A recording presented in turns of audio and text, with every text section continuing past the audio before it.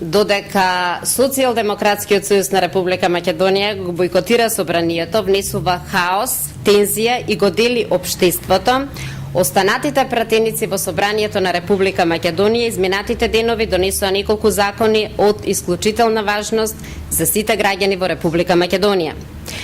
Познато е, целата македонска јавност знае дека работата на пратениците во собранието на Република Македонија е токму таму и никаде на друго место.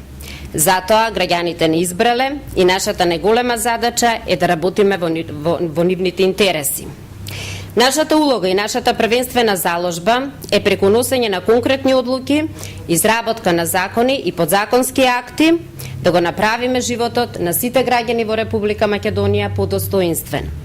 Прво, со цел решавање на деценискиот проблем околу прашањето за бесправно изградените градби на територијата на Република Македонија, Собранието на Република Македонија го донесе, се разбира во текот на првото читање, Законот за постапување со бесправно изградени објекти.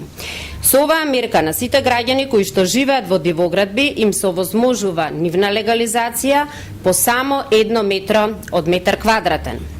Во Република Македонија скоро половина од индивидуалните стамбени објекти во кои што живеат граѓаните се без легални документи.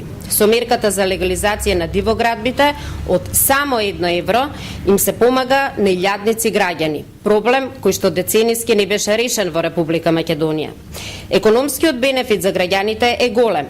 Освен тоа што повеќе нема да стравуваат дека ќе останат без кров на глава, вака легализираните објекти ќе ги претварат во свој вистински, легален и употреблив капитал. Втората мерка која што беше донесена од страна на Собранието на Република Македонија беше предлог законот за прогласување на пештерата Слатински извори за споменик на природата. Слатински извори, сите добро знаат дека една од најдолгите пештери во Република Македонија, долга е цели 4 километри и е прогласена за споменик на природата и се разбира согласно Законот за заштита на природата спаѓа во третата категорија на заштитено подрачје. Со овој закон се заштитува една од најдолгите пештери во државата, која што се наоѓа во Македонски Брод. Тоа е особено важно за таа локална економија, која што по овој основ ќе привлече поголем број туристи, авантуристи од секаде од светот. Почитувани, исто така во Собранието на Република Македонија беше донесен и предлог законот за изменување и дополнување на Законот за шумите во прво читање. Ова се конкретни мерки со кои што граѓаните им излегуваме во пресред на сите нивни досегашни барања. Нашата задача и нашата одговорност се првенствено граѓаните.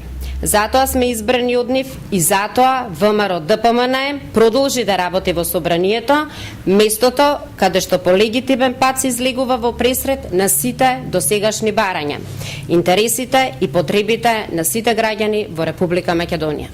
Ви благодарам.